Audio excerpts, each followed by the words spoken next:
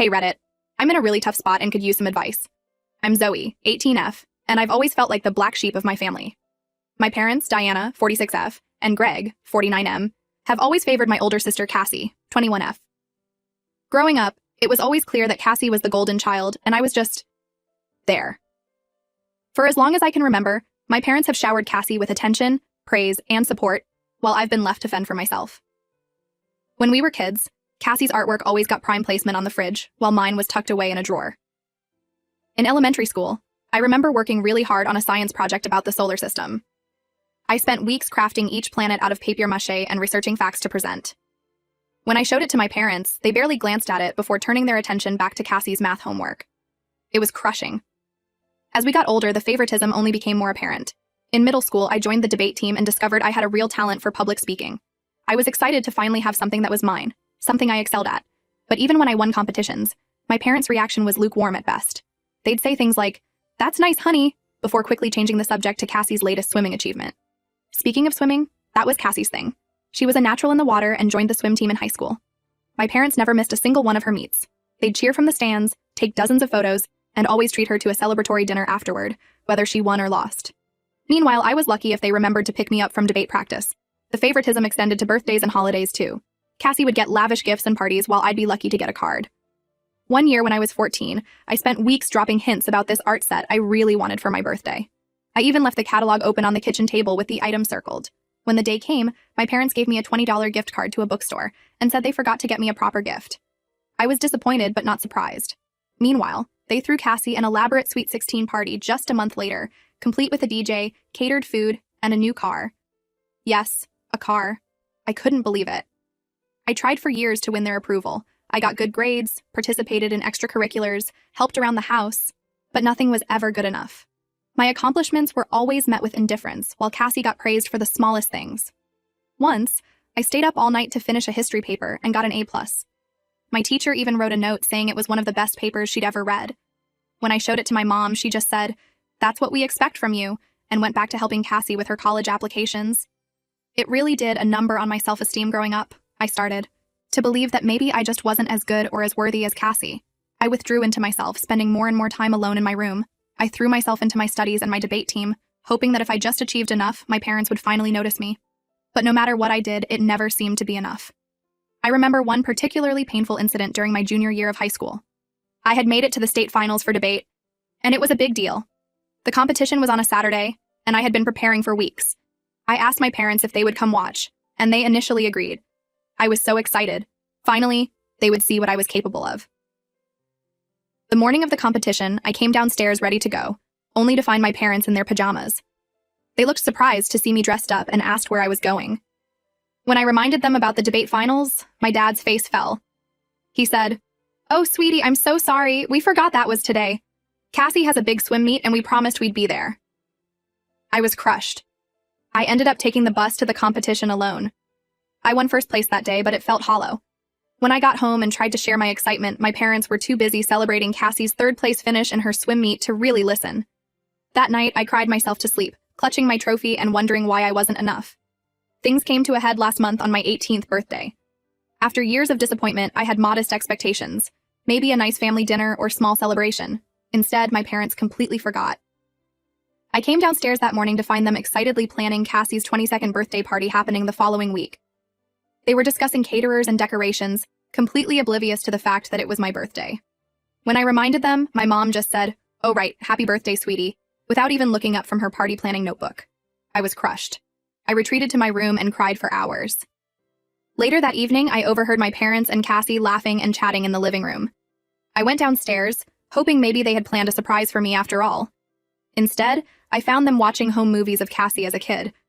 They didn't even acknowledge me when I walked in. That was the last straw. I couldn't hold back anymore, and I exploded. I told them how hurt and neglected I've felt all these years. How it's not fair that Cassie gets all the love and attention while I'm treated like an afterthought. How I'm sick of feeling invisible in my own family. I brought up all the missed events, the forgotten promises, the constant comparisons to Cassie. Years of pent-up hurt and anger came pouring out. My parents were shocked. They tried to dismiss my feelings and said I was being dramatic. My dad told me to stop being jealous of my sister and to grow up. Cassie just sat there looking uncomfortable, not saying a word to defend me. I was so angry and hurt that I stormed out of the house. I spent the night at my best friend Mia's place, crying and ranting about my family. When I came home the next day, things were tense. My parents acted like nothing had happened. I tried to talk to them again about how I was feeling, but they shut me down. My mom said I needed to get over my issues with Cassie and stop causing drama. She suggested that maybe I was just stressed about starting college soon, and that's why I was acting out. It was like they couldn't even consider the possibility that they had done anything wrong. For the next few weeks, I felt like a ghost in my own home. My parents barely spoke to me beyond basic necessities. Cassie avoided me completely. The atmosphere was suffocating. I threw myself into my part-time job at a local cafe, picking up extra shifts just to avoid being at home. Things finally boiled over again last week. I came home from work to find my parents excitedly helping Cassie pack for a summer trip to Europe, a graduation gift they had surprised her with. They were discussing all the places she should visit and restaurants to try, laughing and joking like one big happy family. Meanwhile, I'm about to start college in the fall and they haven't offered me a dime of support. I don't even know if they remember which college I'm going to. I lost it. All the hurt and resentment came pouring out again. I yelled at my parents for their blatant favoritism. I told Cassie she was selfish for always accepting their preferential treatment without ever standing up for me. I brought up every instance of unfairness I could remember, the forgotten birthdays, the missed debates, the constant praise heaped on Cassie while I was ignored. It turned into a huge blow-up with everyone screaming. In the heat of the moment, my dad told me that if I was so unhappy, I should just leave. So I did. I packed a bag with some clothes and my most important belongings and walked out. I didn't know where I was going, but I knew I couldn't stay in that house anymore. Now I'm crashing on Mia's couch trying to figure out what to do next. I start college in a month and have no idea how I'm going to pay for it or where I'm going to live. My parents haven't reached out at all since I left. It's like they're relieved to finally be rid of me. I'm hurt and angry, but also scared about my future. Part of me wants to try to reconcile with my family, but another part feels like this might be my chance to finally break free from their toxic treatment. I could really use some advice on how to move forward from here. Should I try to mend things with my parents? Go no contact? How do I even begin to plan for college now? Any words of wisdom would be appreciated. Update 1. Hey everyone, thanks for all the supportive comments on my last post.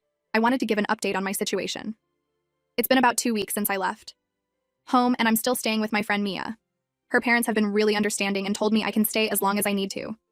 I'm incredibly grateful, but I know I can't impose on them forever.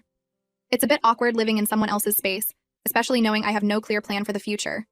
I've been trying to figure out my next steps, especially with college starting soon. I reached out to the financial aid office at my university to explain my situation. They were sympathetic, but said there wasn't much they could do this late in the game. They suggested I look into emergency student loans, but I'm hesitant to take on a lot of debt. The thought of starting my adult life deep in the red is pretty scary. I also got in touch with my grandpa Robert, 72mm. He's always been pretty neutral in family conflicts, so I wasn't sure how he'd react. To give you some background, Grandpa Robert is my dad's father. He's a retired high school teacher who lives about an hour away from us. Growing up, we'd see him a few times a year for holidays and special occasions.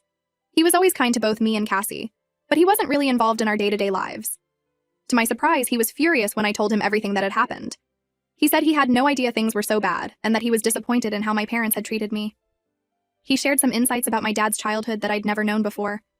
Apparently, my dad had always been desperate for approval from his own parents, and Grandpa Robert wondered if that might be part of why he put so much pressure on Cassie to succeed.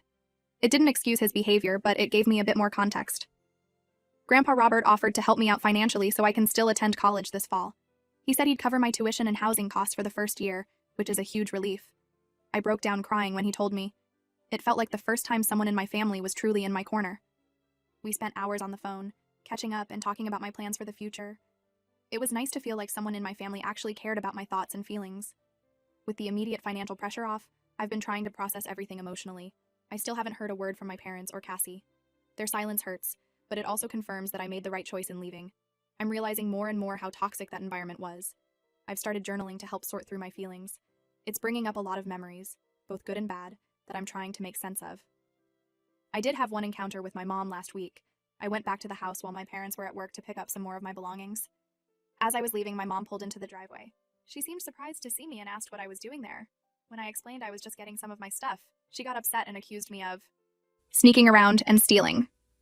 I tried to stay calm and told her these were my belongings that I had every right to take.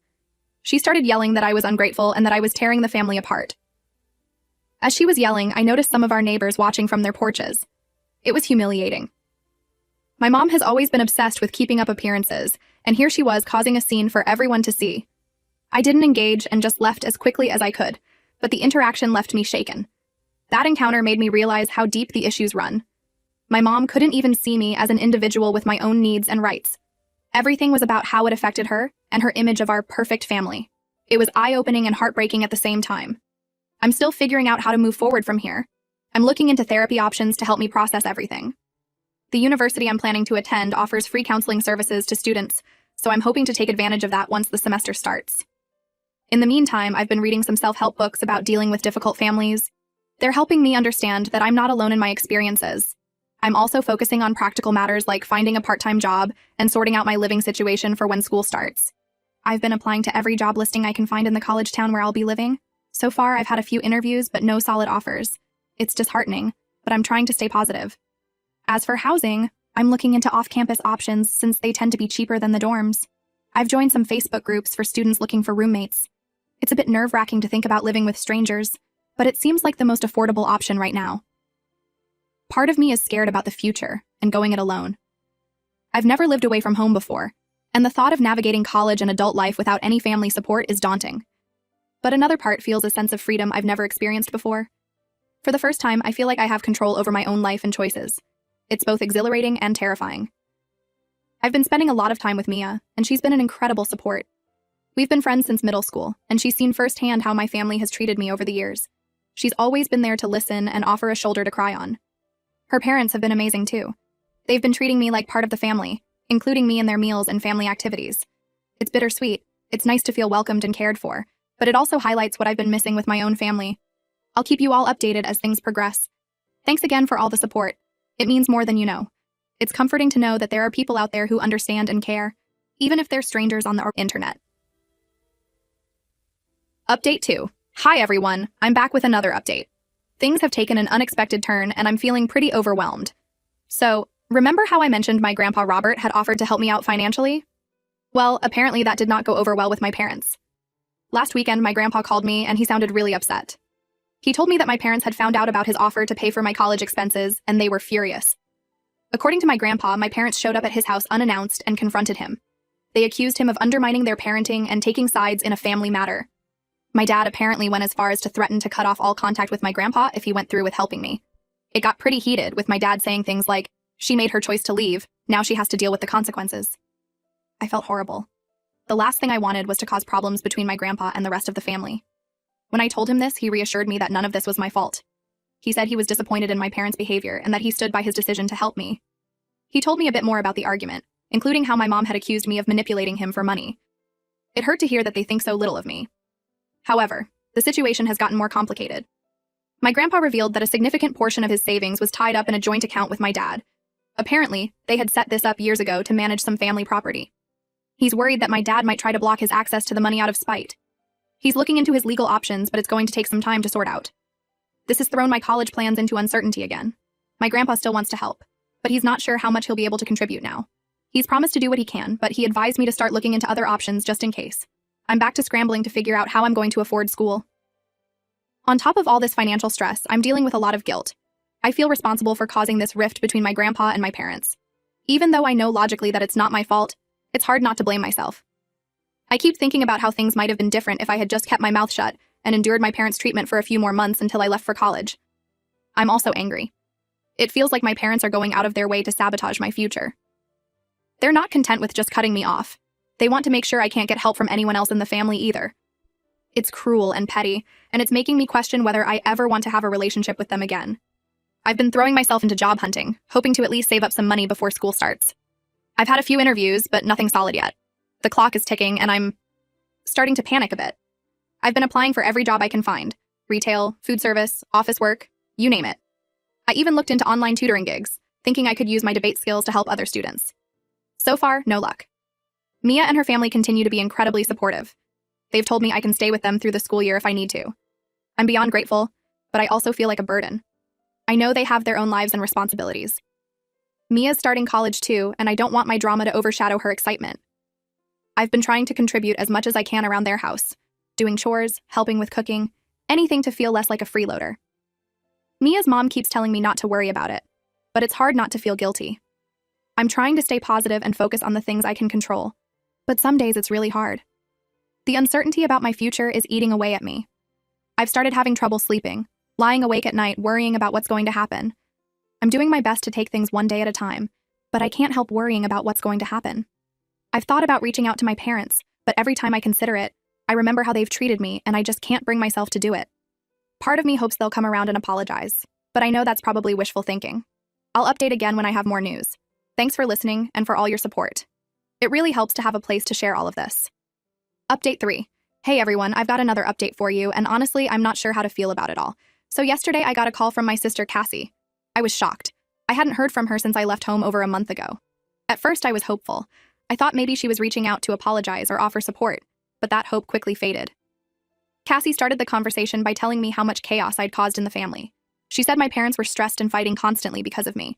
She accused me of being selfish and not considering how my actions were affecting everyone else. It was like she was reading from a script our parents had given her.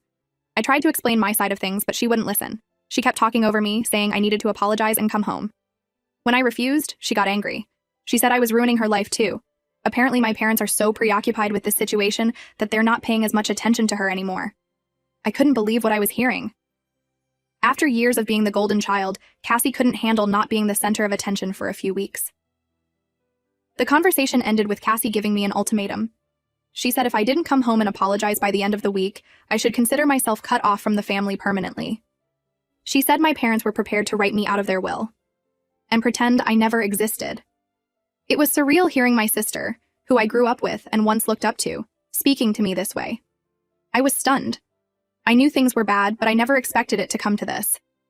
After everything I've been through, after years of neglect and favoritism, they're still trying to make me the bad guy. It's like they can't even consider the possibility that they might be in the wrong. I'm hurt and angry, but also weirdly relieved. This whole situation has made it crystal clear that my family's love and support were always conditional. They only wanted me around as long as I played my designated role and didn't rock the boat. It's painful to accept, but it's also freeing in a way. I no longer have to twist myself into knots trying to win their approval. As for my college situation, I've managed to cobble together a plan. I've deferred my enrollment for a semester to give myself more time to save money. It wasn't an easy decision, but it feels like the right one. I found a full-time job at a local restaurant and I'm picking up as many shifts as I can. It's not ideal, but it's a start. The work is hard and the hours are long, but it feels good to be doing something productive. My grandpa is still trying to sort out the financial situation with my dad. He's consulted a lawyer and is looking into separating their shared assets. He's promised to help me as soon as he's able, which gives me some hope for the future. He calls me every few days to check in, which means a lot. It's nice to know that at least one family member cares about my well-being. Mia and her family continue to be my rocks through all of this. They've assured me I can stay with them as long as I need. I'm working on saving up for my own place, but it's going to take some time. In the meantime, I'm trying to be a good house guest, keeping my space clean, helping with chores, and giving them privacy when they need it. As for Cassie's ultimatum, I've decided not to respond. I'm not going to let them manipulate me anymore. If they want to cut me off, that's their choice. It hurts, but I'm starting to realize that I'm better off without their toxic influence in my life. I've spent too many years trying to win their love and approval. It's time to focus on loving and approving of myself. I'm focusing on moving forward and building a life for myself on my own terms. It's scary and overwhelming at times, but it also feels liberating. For the first time, I'm in control of my own story. I'm starting to think about what I want for my future, not what my parents want for me. It's exciting, even amidst all the uncertainty. Thank you all for your continued support through this journey. Your kind words and advice have meant the world to me. I'll update again if anything significant happens, but for now, I'm just taking it one day at a time. Here's to hoping that the next chapter of my life will be brighter than the last.